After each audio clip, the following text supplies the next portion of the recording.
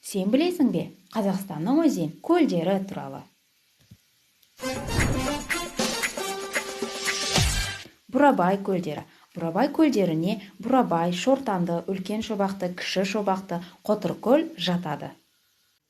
Есіл өзені бастауын Нияз, Ерейментау тауларынан алып Ертіске құяды. Ұзындығы 2450 км. Оның Қазақстан жеріндегі ұзындығы 1400 км. Иле өзені бастауын Қытайдағы Текес және Күнгез өзендерінің қосылар жерінен алып Балқаш көліне құяды. Балқаш Қазақстандағы ең ірі көлдердің бірі. Ол алғашқы дәуірдегі Пиатис деген теңіздің қалдығы болып есептелінеді.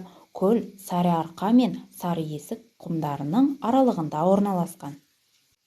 Ертіс республикамыздағы ең үлкен өзен. Ұзындығы 4248 км. Оның Қазақстандағы ұзындығы 1700 км. Шығыс Қазақстан облысы Алтай мен Сауыр-Тарбағатай тауларының арасында Зайсан көлі орналасқан. Көлдің ұзындығы 100 км-ден асады, тереңдігі 8-9 метр. Ол ағынды көл. Жайық өзені Арал тауларының оңтүстігінен басталады. Жалпы ұзындығы 2428 км. Қазақстандағы ұзындығы 1082 км.